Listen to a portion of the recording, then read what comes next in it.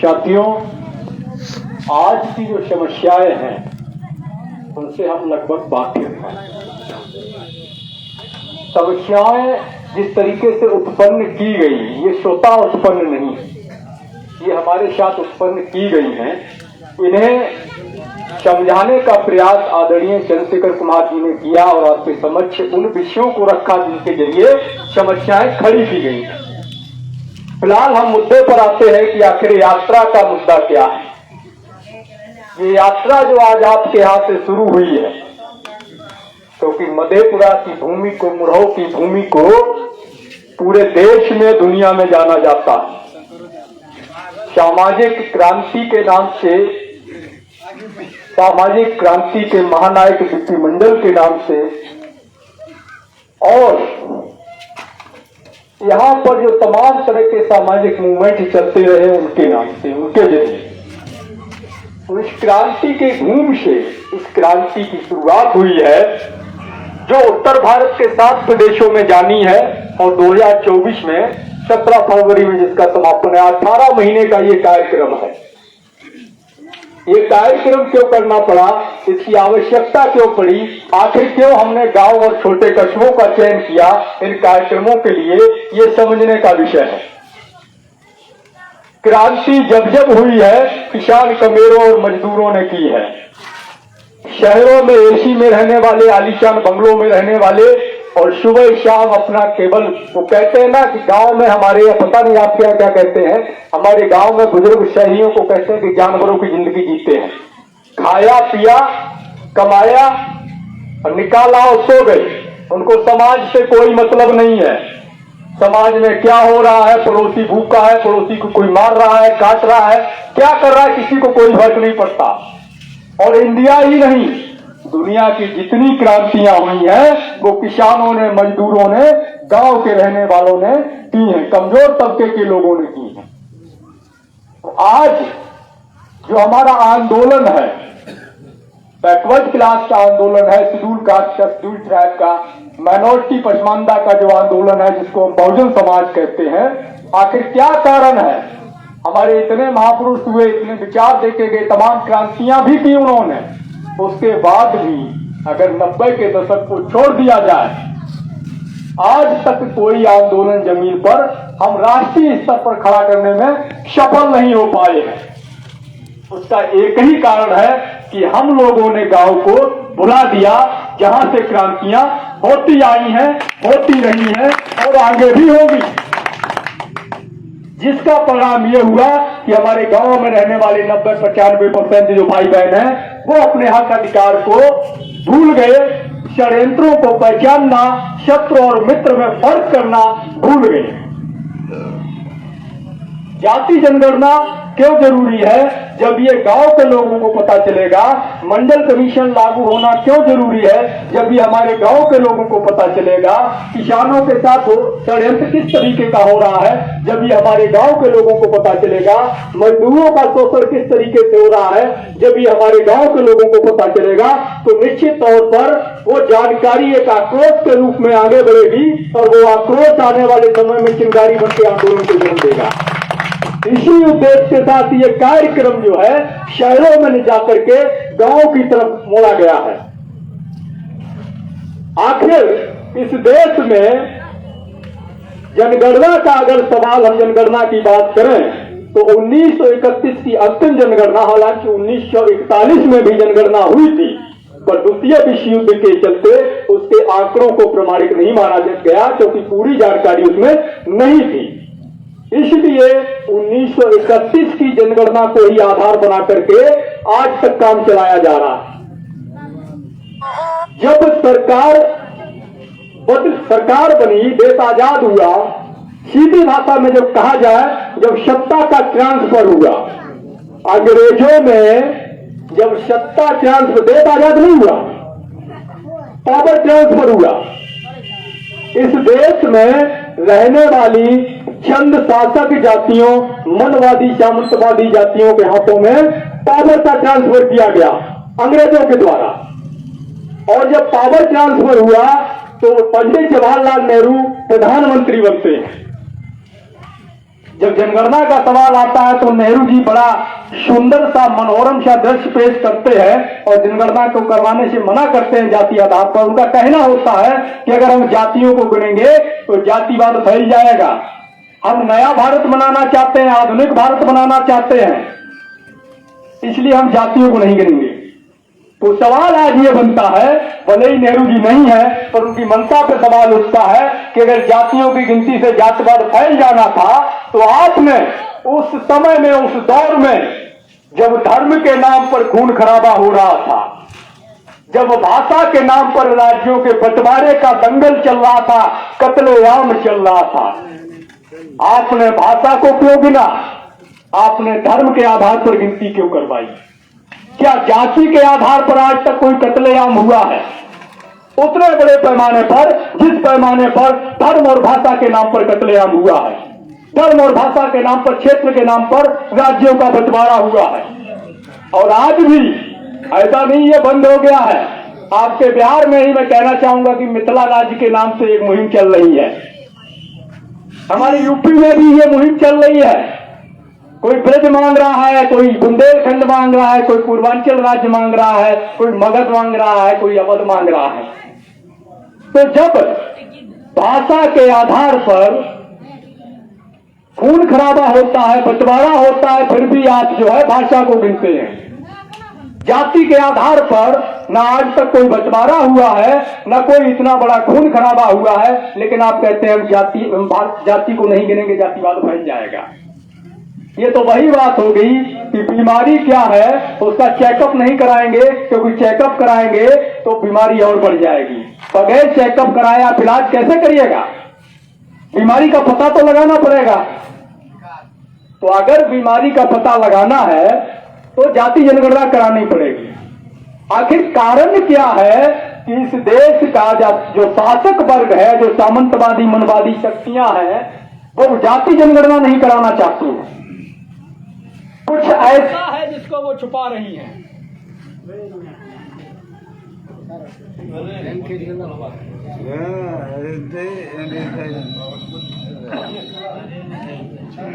आखिर अच्छा इससे बोलिए 400 जाति जनगणना से जातिवाद नहीं फैलेगा।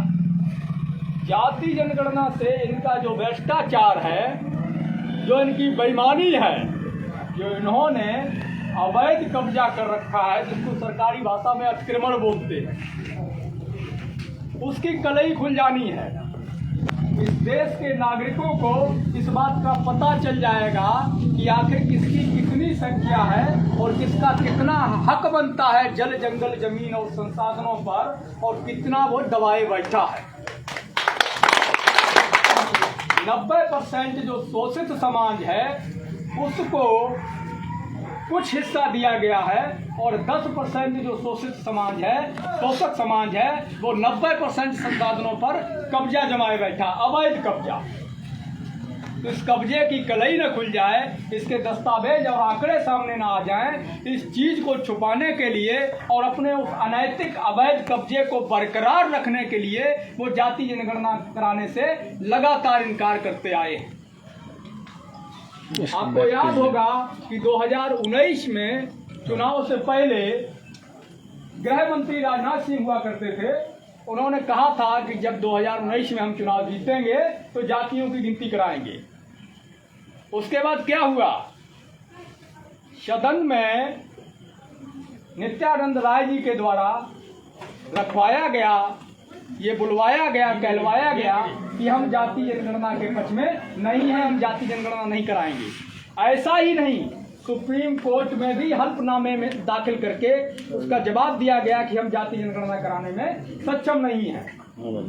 सवाल ये है कि जब जनगणना हो सकती है तो जातियों की गणना क्यों नहीं है? और ऐसा भी नहीं कि जातियां नहीं गिनी जाती हैं, ये भी मतलब जो है आधा सच आधा झूठ है कि जातियों की गिनती नहीं होती है। जातियों की गिनती होती है। SC ST समाज में जातियों को गिना जाता है, बैकवर्ड और फॉरवर्ड जातियों को नहीं गिना जाता है। ये गहरी साजिश है। आप सोचिएगा इस देश की जो सरकार है, इस देश के जो हुक्मरान हैं, वो देश में गधा, घोड़ा, बिल्ली, सुअर, खच्चर, चिड़िया, पेड़ पौधा, यहाँ तक कि अगर उनका बस चले तो चींटियों की भी गिनती करा लेंगे। लेकिन पिछड़ों को इस काबिल भी नहीं समझा कि उनकी गिनती करा ली जाए। क्या हम जानवरों से भी ज़्यादा गए बीते हैं? क्या हम इंसान नहीं हैं? इसका कारण क्या है कि हम लोग संगठित नहीं हैं, हम लोग लड़ने से कतराने लगे हैं। ऐसा नहीं है कि हम लड़ाके नहीं रहे हैं, हम लड़ाके थे और हैं, लेकिन हमने लड़ना छोड़ दिया है। हम लोग आलसी हो गए हैं। अगर यही समय रहा होता आज से 20-30 साल पहले मंडल के दौर में, और हमारे लोग अगर आंदोलन न किए होते, तो आज मंडल कमीशन की एक जो सिफारिश लागू हुई थी 92 में और दूसरी जो 8 में लागू हुई थी, वो कभी लागू नहीं होती। मंडल कमीशन का लागू होना भी इसी तरह का आधा झूठ और आधा सच है। जिस तरीके से जाति जनगणना नहीं होती है, आधा झूठ और आधा सच है। क्योंकि मंडल कमीशन की जो 2 सिफारिशें लागू हुई हैं, वो भी आंशिक रूप से लागू हुई है, न कि पूर्ण रूप से। अब आप कहेंगे आंशिक रूप से कैसा होता है, तो सुनिए, आंशिक रूप से ऐसा होता है कि आपके पड़ोसी मध्य प्रदेश में आरक्षण 14% है ओबीसी को, राजस्थान में 21% है। 2-4 प्रदेशों को अगर छोड़ दिया जाए तो कहीं भी 27% ओबीसी को आरक्षण नहीं मिलता है। जाति जनगणना जरूरी क्यों है, ये भी समझना होगा।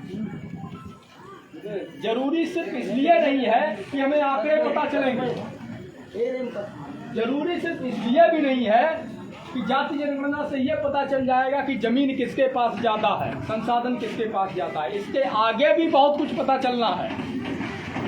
जाति जनगणना से यह भी पता चलेगा कि महिलाएं जो आधी आबादी हैं, उनका इस देश की व्यवस्था में कितना योगदान है, उनकी भागीदारी कितनी है, नौकरियों में महिलाएं कितनी हैं, संपत्ति का कितनी महिलाओं को अधिकार है, कितनी महिलाएं हाई एजुकेटेड हैं और कितनी महिलाएं अनपढ़ निरक्षर हैं, किस समाज में कितने लोग पढ़े लिखे हैं और किस समाज में निरक्षर हैं। यह भी पता चलेगा कि किस समाज में कितने लोग चपरासी की पोस्ट पे हैं और कितने लोग 1 रैंक के ऑफिसर। यह भी पता चलेगा कि किस समाज में बच्चों के कुपोषण की स्थिति क्या है। आज से 5-6 साल पहले एक रिपोर्ट आई थी जिसमें यह साबित हुआ था कि दलित वर्ग और पिछड़ा वर्ग की जो महिलाएं होती हैं, वो आम तौर पर सामान्य वर्ग की महिलाओं से 10 साल कम जिंदा रहती है।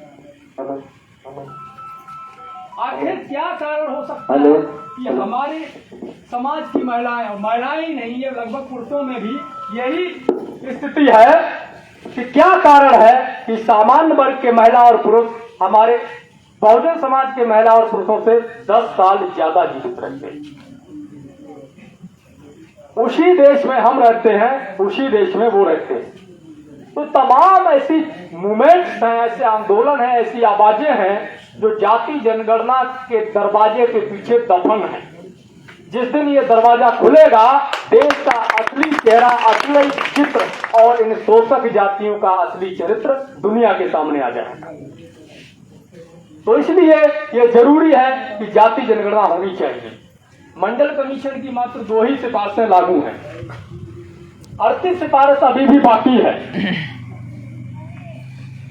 एक कमाल की बात यह है कि हमारे समाज में लीडरशिप बढ़ रही है, लेकिन लीडरशिप किस तरह की बढ़ रही है ये समझ से परे है।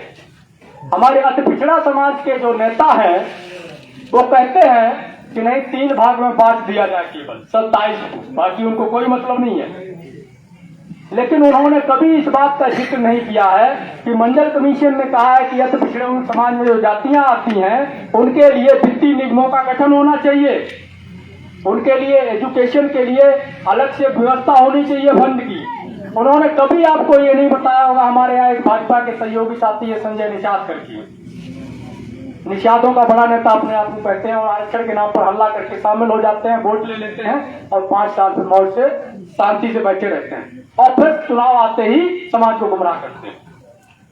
उन्होंने कभी ये नहीं बताया कि मंडल कमीशन ने यह कहा है कि नदियों के किनारे का जो 1 किलोमीटर का परिधि का हिस्सा है उसका मालिकाना हक मल्लाहों का होना चाहिए।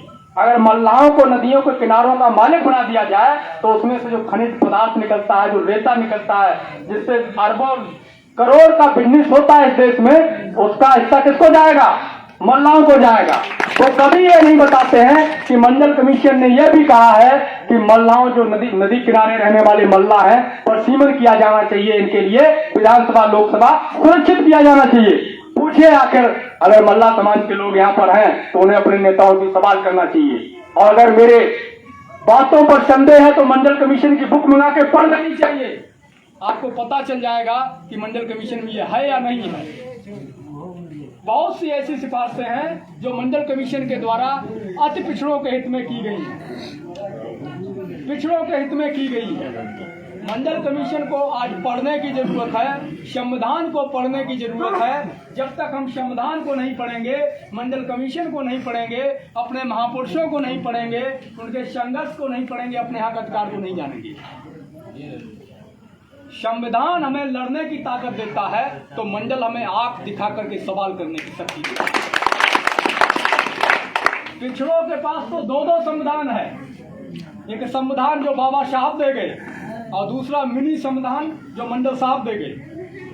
विचारधारा की अगर बात की जाए तो हमारे पास अम्बेडकर की विचारधारा है, फुले की विचारधारा है, पेरियार की विचारधारा है, ललित सिंह यादव की विचारधारा है, रामस्वरूप वर्मा की विचारधारा है, आर.एल. चंदापुरी की विचारधारा है, कर्पूरी ठाकुर की विचारधारा है। अधिकारों के संघर्ष की अगर बात की जाए, आंदोलनों की बात की जाए तो उनमें भी हमारे पास में बीपी मंडल की विचारधारा है, उसमें भी हमारे पास में पेरियार रामास्वामी नायकर जिनके संघर्ष की वजह से संविधान संशोधन करके ओबीसी अधिकारों की बात लिखी गई, उनकी विचारधारा है। बाबा साहब का महार सत्याग्रह आंदोलन है, बाबा साहब का किसान आंदोलन है, और बहुजन समाज के वो तमाम महापुरुष चाहे जगदेव प्रसाद कुशवाहा है, उनकी शहादत का इतिहास हमारे पास है, उनका संघर्ष हमारे पास है। कर्पूरी ठाकुर ने जो किया उनका संघर्ष हमारे पास है।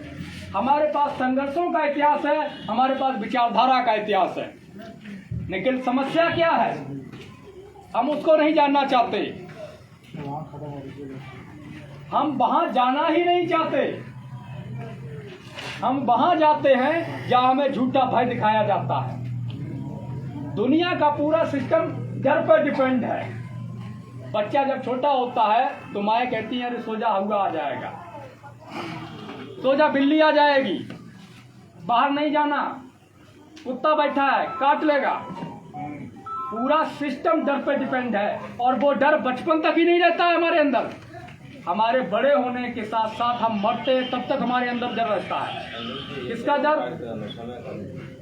किसका डर रहता है कि नहीं, वो शक्ति जिसको हमने देखा नहीं है उसके आगे मत्था टेकना है, पत्थर पड़ा हुआ है उसके आगे मत्था टेकना है। पता नहीं वो आपकी इच्छा पूरी करेगा या नहीं करेगा, लेकिन डर जो भी कराए। शोषक वर्ग की सत्ता डर पे कायम है और ईश्वरीय सत्ता भी डर पे कायम है।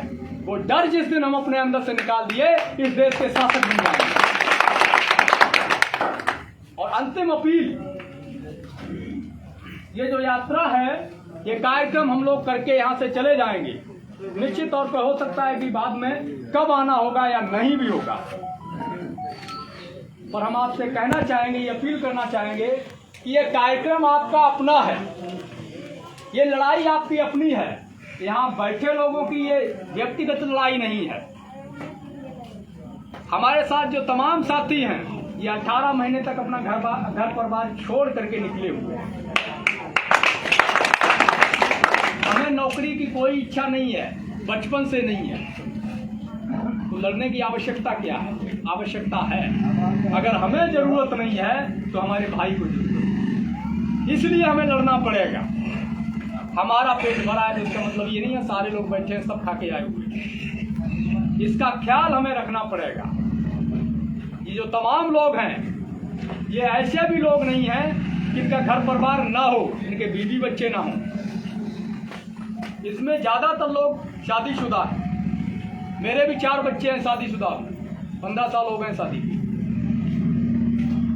फिर भी हम लोग इस मूवमेंट में 18 महीने का समय लेकर के निकले हुए हैं कि किसी भी तरीके से अपने समाज को जगाना है, संगठित करना है, जोड़ना है। इसलिए आपसे अपील है कि इस मिशन को जन जन तक पहुंचाएं, जहां भी बैठे हैं अपने साथियों के साथ जो नहीं आए हैं उनसे इस विषय पर चर्चा करें। कॉलेजियम पर, क्रीमी पर, लेटरल एंट्री पर, जाति जनगणना पर, मंडल कमीशन पर, निजीकरण पर, इन तमाम विषयों पर जातिवाद का जो जहर है उसको कितनी जल्दी निकाला जा सकता है उसको लेकर के मुहिम चलाएं। मानव एक समान होता है, कोई ऊंचा नीचा नहीं होता है। इसका ख्याल हम जिस दिन रखेंगे और इस चीज़ को जिस दिन समझ जाएंगे उस दिन हमारी बहुजन एकता बन जाएगी। अभी सुनने में आया है कि मध्य प्रदेश में एक मंदिर के सामने से एक बच्ची गुजर रही थी, जगह का नाम मैं भूल रहा हूँ, दलित समाज की बच्ची थी, एससी समाज की, 10-11 साल की, स्कूल जा रही थी। उसको जानते हो किसने पीटा है? उसकी पसली टूट गई है। ब्राह्मणों ने नहीं पीटा है, वहाँ पे ओबीसी के लोगों ने पीटा है कि मंदिर के सामने से कैसे गई। अरे धिक्कार है तुम पर यार, तुम इंसान को इंसान नहीं समझते हो तो तुम्हारा जीवन बेकार है। समझने के लिए आपको रविदास को, कबीर को पढ़ना पड़ेगा। अगर आप नहीं समझते तो महापुरुषों को पढ़िए। तो हमारी अपील है, मिशन को चलाए, आगे बढ़ाते रहें। और ये कार्यक्रम 18 महीने तक चलेगा तो निश्चित तौर पर आपके सहयोग से चलेगा। खुली सी बात यह है कि आपको वैचारिक सहयोग भी करना है, शारीरिक सहयोग भी करना है, आर्थिक सहयोग भी करना है। व्यक्तिगत तो किसी से नहीं बोला जाएगा क्योंकि उतना समय नहीं है। जो लोग करना चाहते हैं वो सहयोग करें और विचारधारा को बढ़ाने का काम करें। आप सभी लोगों ने इतना समय दिया और बातों को गंभीरता से सुना। उम्मीद है कि आप उसका प्रचार प्रसार भी करेंगे। इसके लिए मैं आपका आभार व्यक्त करता हूँ, मुखिया जी का हार्दिक आभार व्यक्त करता हूँ और जो मधेपुरा ये रिश्ता कर रहे हैं उनका आभार व्यक्त करता हूँ और हमारे तमाम साथी जो अपना घर परिवार छोड़ने निकले हैं हमारे साथ में, उनका भी मैं आभार व्यक्त करता हूँ। यहाँ पर कुछ माताएं बहनें हैं, उनका भी आभार कि वो इस बात को सुनने के लिए यहाँ आई हैं, क्योंकि अक्सर हमारी माताएं बहनें कीर्तन गाने और सुनने जाती हैं, वैचारिक बातें सुनने कम आती हैं। तो जिस दिन हमारी विचारधारा हम चौखट के अंदर ले गए उसी दिन समाज बदल जाएगा। क्योंकि हम क्रांतिकारी के अपने आप को कहते हैं ना कि चौखट के बाहर की क्रांतिकारी, चौखट के अंदर क्रांति नहीं कर पाते। तो चौखट के अंदर विचारधारा ले जाइए, पाखंड को बाहर निकालिए, महिलाओं को जागरूक करिए, निश्चित तौर पर बदलाव होगा। शुक्रिया। जय भीम, जय मंडल, जय जोहार।